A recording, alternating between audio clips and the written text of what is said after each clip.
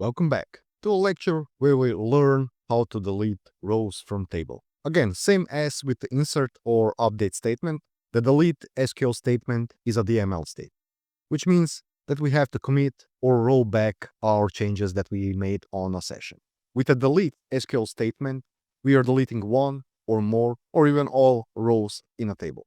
In the last lecture, we learned about the update state, and on that update statement, we learned that we are updating a column or multiple columns for some or all rows in a table. So, for example, if I wanted to update the phone num, I would update only one cell or more cells for phone num. On the delete statement, we are deleting the complete row. So we are not nulling it, we remove it completely. So if I want to delete the data for ID 1 in this table example, whole row is going to be deleted. Let's see on an example how this works. Again, first I'm going to create a table. It is the same example as we used in the update statement lecture. So let's create that table. Let's insert data to it. And let's check its states. As we can see, data is present. In our first example, we're going to delete just one row. The delete statement is as following. It starts with a delete, followed by from.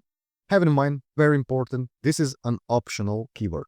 So I could just write delete cars, where the cars is the table where we are deleting rows from, followed by the where clause, where we define which rows we want to delete.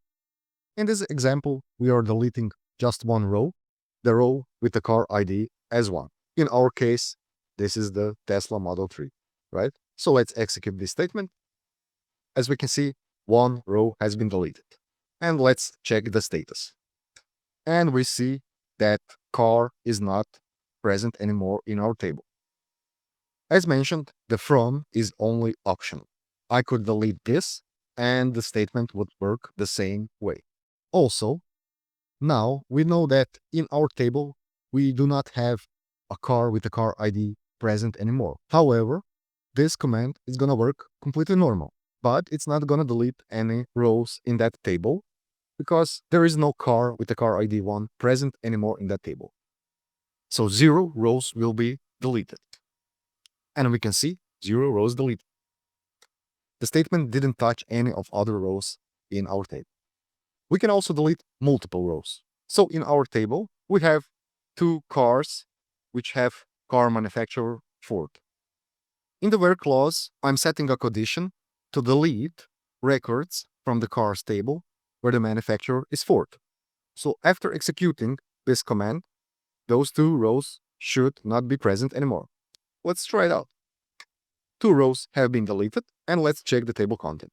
As we can see, 2 rows have disappeared with the car manufacturer Ford, and I'm left only with 3 rows present in the table. By omitting the where clause, we are deleting all the content of the table.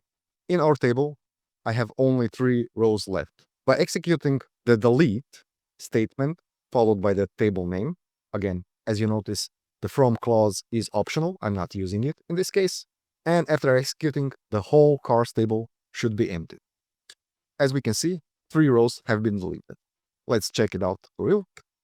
As we can see, there are no records present in the table. Again, very simple lecture, but try to create your own examples and test out the delete statement. As on the exam, there could be a trick question. See you in the next one.